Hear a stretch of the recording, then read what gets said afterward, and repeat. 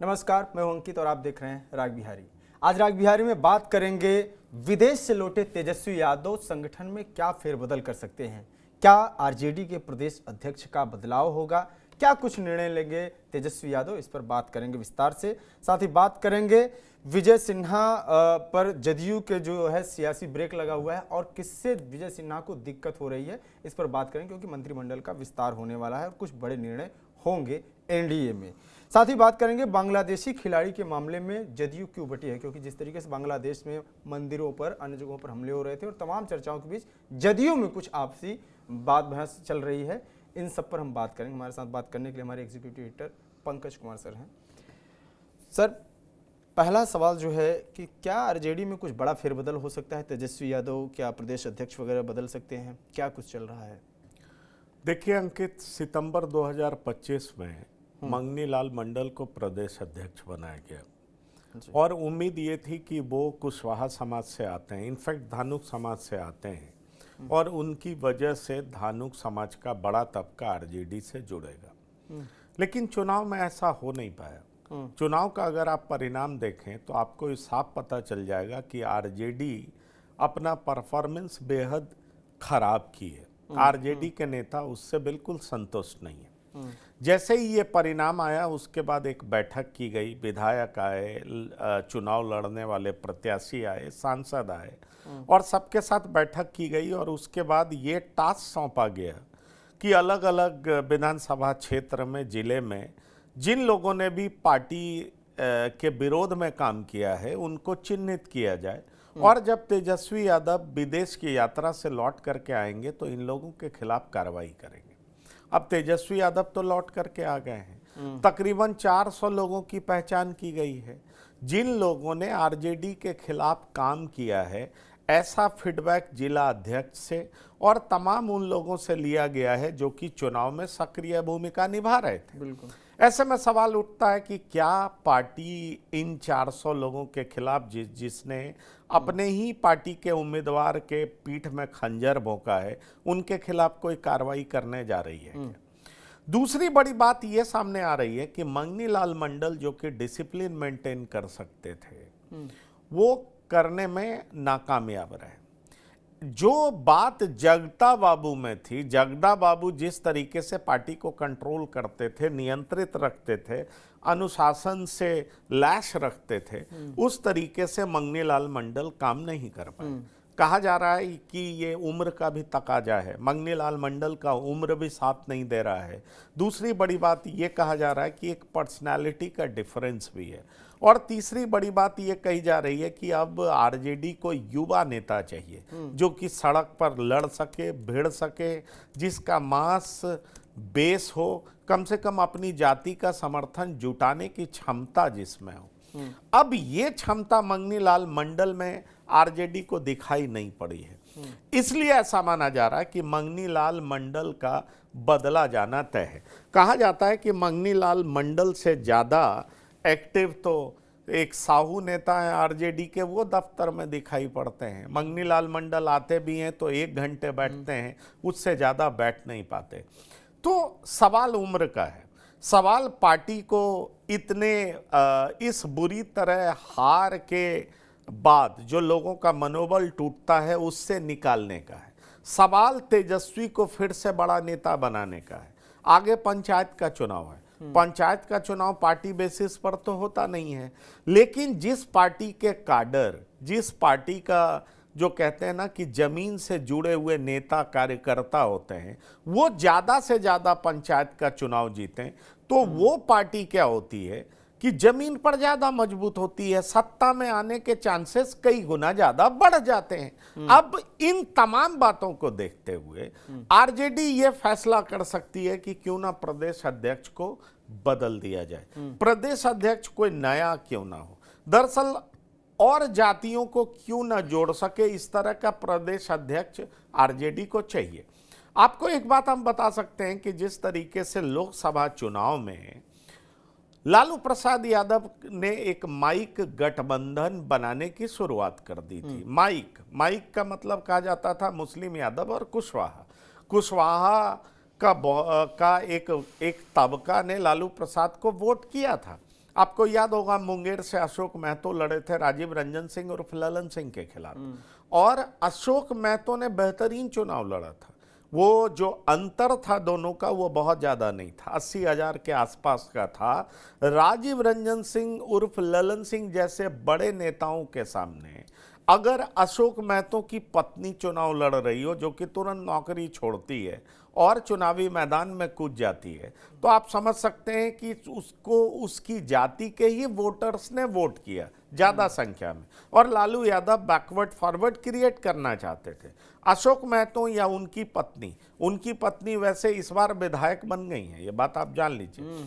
पर चुनाव जिस तरीके से ये लोग लड़े, वो उसको देख करके कहा जा सकता है कि लालू प्रसाद ने बहुत अच्छे तरीके से राजीव रंजन सिंह उर्फ ललन सिंह को मुंगेर में ही घेर दिया था, जो कि बड़े नेता माने जाते हैं, रणनीतिक तौर पर भी बहुत मजबूत हैं, राजनीति की समझ बड़ी अच्छी है। और इस बात को आप जान लीजिए, शुरू से ही नीतीश कुमार के साथ रहे हैं और सालों तक उनको डिफेक्टिव चीफ मिनिस्टर कहा जाता है। आज भी कहते हैं कि जेडीयू में नीतीश के बाद कोई पावरफुल नेता है तो राजीव रंजन सिंह और ललन सिंह है।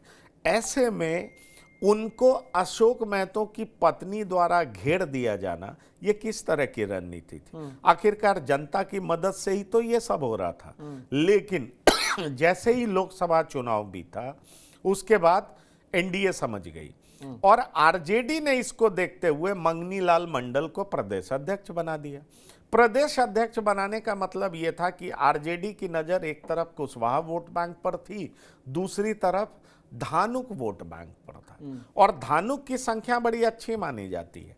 तो अगर समझिए धानुक और कुशवाहा साथ आ गए होते तो ये आरजेडी को कई मायनों में बहुत फायदा पहुंचा सकता था। वो विधानसभा चुनाव में दिखा नहीं, क्योंकि कोर्स करेक्शन एनडीए ने बेहतरीन तरीके से किया। लोकसभा चुनाव में उपेंद्र कुशवाहा और सम्राट चौधरी के बीच अनबन की बात कही गई थी।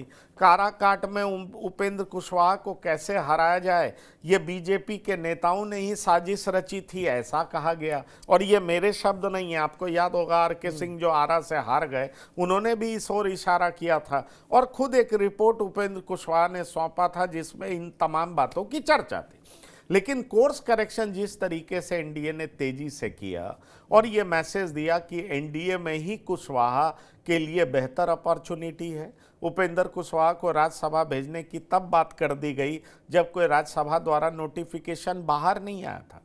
तो ऐसे में सवाल उठता है कि ये सारा कुछ हुआ तो कुशवाहा का वोट, बड़ा तबका फिर से एनडीए की तरफ लौट गया, धानुक समाज एनडीए को ज्यादा वोट किया, तो मंगनी लाल मंडल का बहुत फायदा तो मिला नहीं। और इसीलिए एक तो उनकी जाति का फायदा नहीं मिला, दूसरा वो उम्र दराज हैं, पार्टी को अब युवा नेता चाहिए जो कि सड़कों पर पसीना बहा सके, संघर्ष कर सके, और तीसरी बड़ी बात मंगनी लाल मंडल पार्टी को एक सूत्र में बांध नहीं सके, डिसिप्लिन नहीं रख सके, बहुत लोग बगावत पर उतर आए। इन तमाम बातों को देखते हुए आरजेडी ये तय कर रही है कि अब एक नया अध्यक्ष चाहिए।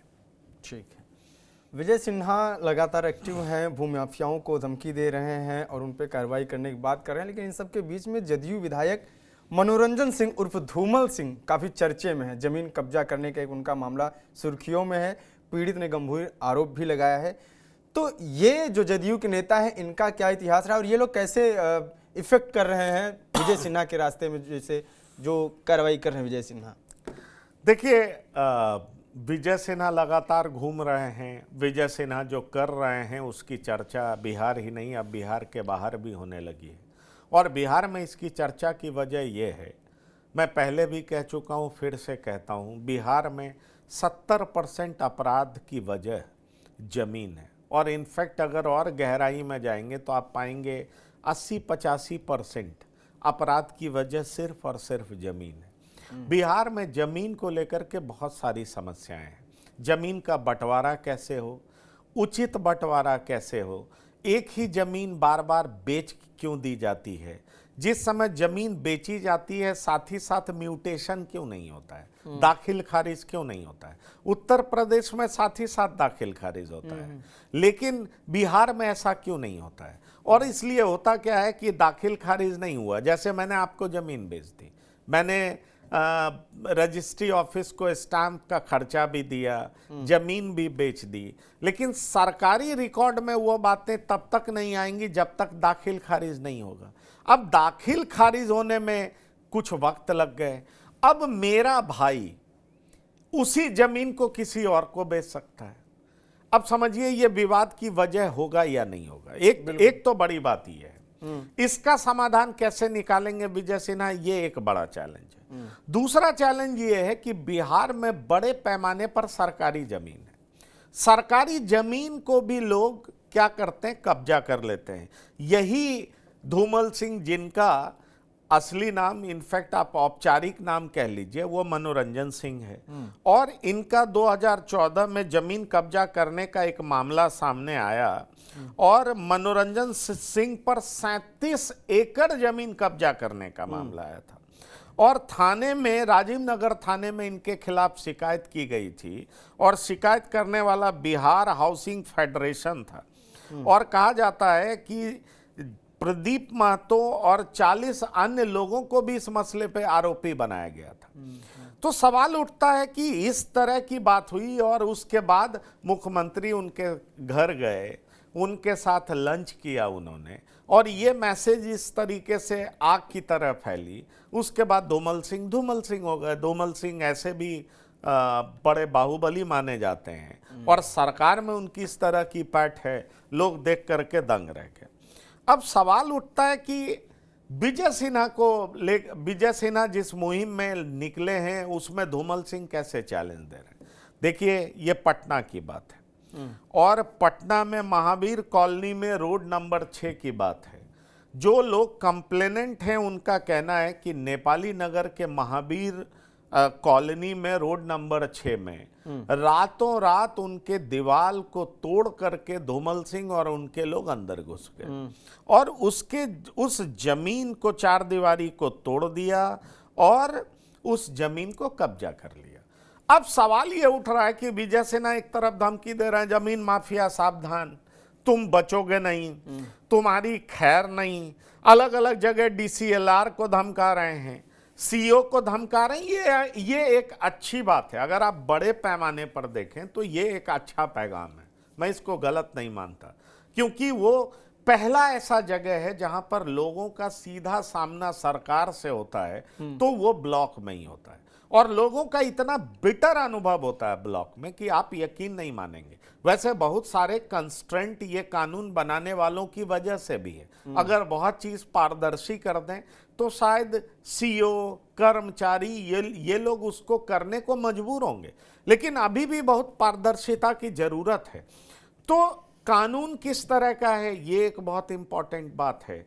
और साथ ही साथ अगर इस मसले पर आप आए तो विजय सिन्हा घूम रहे हैं, DCLR को धमकी दे रहे हैं। मैं आपको अपनी बात बता सकता हूं, एक केस में मैं भी DCLR के पास गया था और 4 साल तक मुझे इंतजार करना पड़ा और 4 साल के बाद DCLR ने उस पर क्या लिखा ये मैं आपको बता सकता हूं। आपकी मांग जायज प्रतीत होती है और आप इस संबंध में वापस CO के पास जा सकते हैं। ये 4 साल में ये 2 लाइन DCLR साहब ने लिखा था। तो समझिए जायज प्रतीत होती है, जबकि CEO के किसी फैसले के खिलाफ ही आप DCLR के पास जाते हैं और DCLR को क्लियर कट लिखना होता है। DCLR इसी तरह का लैंग्वेज लिखते हैं, वापस आप CO के पास जाइए। 4 साल आपने ये 2 लाइन लिखवाने के लिए DCLR का इंतजार किया और फिर आगे पता नहीं कितना टाइम आपको CO के पास इंतजार करना पड़ेगा। ये सारी जो प्रक्रिया में कमी है उसको विजय सिन्हा एड्रेस करने का प्रयास कर रहे हैं, लेकिन मुझे लगता है बहुत कुछ कानून में भी बदलाव करना पड़ेगा। धूमल सिंह जैसे जो भी लोग हैं जिनको कहा जाता है कि वो जमीन माफिया हैं, उनके खिलाफ क्या विजय सिन्हा आक्रामक हो पाएंगे, ये एक बड़ा सवाल है। धूमल सिंह JDU के विधायक हैं, 2000 से जीत रहे हैं। 2005 के दोनों चुनाव में वो चुनाव जीते थे, पहले LJP से जीते, उसके बाद JDU में चले गए। 2000 में वो निर्दलीय जीते और पहले वो बनियापुर से चुनाव लड़ते थे, बाद में एकमा चले गए। धूमल सिंह के बाहुबल की चर्चा पूरे बिहार में होती है, इनफैक्ट बिहार के बाहर अलग अलग आसपास के राज्यों में भी होती है। ऐसे में सवाल उठता है कि क्या इतने बड़े बाहुबली के खिलाफ विजय सिन्हा आक्रामक हो पाएंगे? अगर हो जाएंगे तो निश्चित तौर पर यह माना जाएगा कि विजय सिन्हा ने अपने उसूल के आगे, सरकार के आगे किसी का कद बड़ा होने नहीं दिया, सबके खिलाफ कार्रवाई की। ये विजय सिन्हा के लिए एक बड़ी चुनौती होगी। विजय सिन्हा सीधे चुनौती दे रहे हैं तमाम माफियाओं को। आपको मैं ये भी बताना चाहूंगा, बागमती नदी है, वहां पर अवैध खनन हो रहा है, कई लोगों को चिन्हित किया गया है। विजय सिन्हा और की टीम ने, पुलिस विभाग ने चिन्हित किया, विजय सिन्हा ने भी अप्रूव कर दिया, उनके मंत्रालय ने भी अप्रूव कर दिया है। अब सवाल उठता है कि क्या वैसे माफियाओं के खिलाफ डीएमएसपी किस तरह की कार्रवाई करेंगे? क्या जेडीयू और बीजेपी दोनों की सोच एक जैसी है? क्योंकि आपको याद होगा, सम्राट चौधरी भी खुल करके कह चुके हैं कि अब कोई भी माफिया हो वो बचेंगे नहीं। तो ये सिर्फ कहने के लिए है या करने के लिए है, या दोनों में एक बड़ा फासला है? आने वाले वक्त में इसका भी जवाब मिल जाएगा। लेकिन अभी जो होता हुआ दिखाई पड़ रहा है वो काबिले तारीफ है। अगर कानून सबके लिए बराबर साबित होगा तो निश्चित तौर पर बिहार की बड़ी समस्याओं के खिलाफ सरकार काम कर रही है, ऐसा माना जाएगा। और निश्चित तौर पर विजय सिन्हा हीरो बनकर के उभरेंगे। बांग्लादेश का मामला बिहार पे भी काफ़ी प्रभावी रहा है। हिंदुओं और मंदिरों पर जिस तरीके से हमला हो रहा है, उसके बाद आईपीएल 2026 में केकेआर टीम के जो खिलाड़ी हैं, मुस्तफिजुर रहमान बांग्लादेशी प्लेयर हैं, इनका काफ़ी चर्चे में रहा, बहुत विरोध हुआ, अब इनको निकाल दिया गया है। और इसका सपोर्ट राजीव रंजन कर रहे हैं जदयू के, तो एक तरफ गौस जो हैं वो विरोध कर रहे हैं। क्यों दो धड़े में बट रहा है? क्या जदयू पार्टी के अंदर भी दो विचारधारा है, दो तरह का, एक सपोर्ट में दिख रहा है, एक विरोध में दिख रहा है? देखिए, गुलाम गौस ये पहली बार नहीं है। आप ये देखेंगे कई ऐसे मुद्दे होते हैं जहां पर गुलाम गौस को बोलना होता है, तो मुझे ऐसा दिखाई पड़ता है कि वो पार्टी के विचारधारा से अलग अपनी विचारधारा, क्योंकि उनको लगता है वो मुस्लिम हैं, उनको ऐसा लगता है कि उनके वोटर्स, उनके समर्थक उनके कौम के हैं, उनके समाज से हैं, तो उसको देखते हुए ये इस तरह की बात करते हैं। सवाल ये उठता है कि किसी पार्टी का राष्ट्रीय प्रवक्ता, राजीव रंजन कौन है? राष्ट्रीय प्रवक्ता है। राजीव रंजन का ये स्टैंड पार्टी का स्टैंड माना जाएगा। राजीव रंजन जी ने क्या कहा है? उन्होंने तो ये कहा है कि भाई सबसे आगे राष्ट्र होता है और देश की भलाई, देश का हित सब सर्वोपरि है। उन्होंने इस तरह की बात कही है। अब मुस्तफिजुर रहमान बांग्लादेश से आते हैं, वो केकेआर से खेलते। बांग्लादेश की सरकार किस तरह का व्यवहार अल्पसंख्यकों के साथ कर रही है? अंकित, हम और आप रोज पढ़ते हैं कि किसी न किसी माइनॉरिटी की हत्या की जा रही है, आग लगा दी जा रही है, जिंदा जला दिया जा रहा है, किसी तरीके से मार दिया जा रहा है। हद तो तब हो रही है कि जब बड़े फैक्ट्री में काम करने वाले दो सिक्योरिटी गार्ड में एक मुस्लिम होता है और दूसरा हिंदू होता है, तो एक मुस्लिम ही अपनी गोली से दूसरे को मार देता है। अब ऐसे में अगर कोई सरकार का रवैया इस तरह का है, और कोई एक दो दिन की बात नहीं है, जब से ये यूनुस सरकार सत्ता में आई है लगातार ऐसा क्रियाकलाप जारी है। ऐसे में सवाल उठता है कि इस तरह के बांग्लादेशी जो लोग हैं उनका समर्थन क्यों करना चाहिए? अब कुछ लोग ये सवाल उठा रहे हैं कि आपने शेख हसीना को इंडिया में क्यों रखा है? अरे भाई, शेख हसीना जब तक बांग्लादेश में थी तो कम से कम उनकी सरकार ऐसे तत्वों के खिलाफ काम करती हुई दिखाई पड़ती थी। अल्पसंख्यक काफी सेफ महसूस करते थे। आरक्षण और आपने ये देखा कि किस तरह से बांग्लादेश में माहौल था, प्रो इंडिया माहौल दिखता था। यूनुस सरकार आई है, एंटी इंडिया माहौल दिखता है।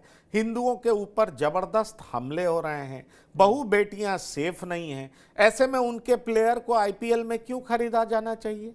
करोड़ों रुपया देश का क्यों उनको जाना चाहिए? कांग्रेस इस पर राजनीति क्यों कर रही है? आरजेडी इस पर क्यों इस तरह की बात करना चाहती है? अरे भाई, अभी बिहार में आप मुंह की खाए हैं, उसके बाद भी अगर आप नहीं समझ पा रहे हैं कि देश की जनता क्या चाहती है, क्या सोचती है, इस तरह की धर्मनिरपेक्षता देश को पसंद नहीं है।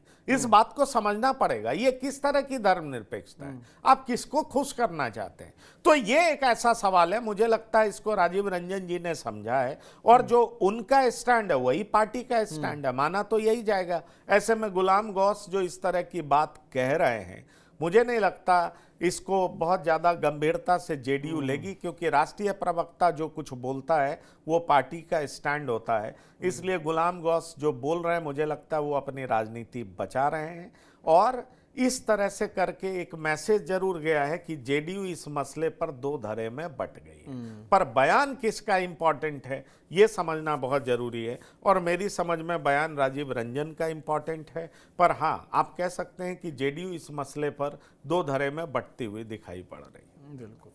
फिलहाल बांग्लादेश के मैटर पर कांग्रेस और आरजेडी का भी इसी तरह का बयान है। एजाज अहमद ने एक सवाल उठाया है कि एक क्रिकेटर को हटाया जा रहा है, शेख हसीना को भारत में शरण एवं सुरक्षा क्यों दी गई है, और ऐसा ही कांग्रेस भी बोल रही है।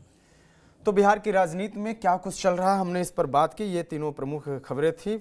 बड़ी बात यह है कि तेजस्वी यादव के आने के बाद आरजेडी में क्या बदलाव हो सकते हैं, क्योंकि लंबे वक्त से वो बिहार की राजनीति से नदारद हैं, बाहर हैं, और अब चूंकि आए हैं तो राजद समर्थकों और कार्यकर्ताओं को एक उम्मीद है कि कुछ नया स्टेप वो उठा सकते हैं। देखना होगा क्या नया बड़ा निर्णय होता है। इन तमाम विषयों पर आपकी क्या राय, कमेंट बॉक्स में अपनी राय देते रहिए। देखते रहिए राग बिहारी। नमस्कार।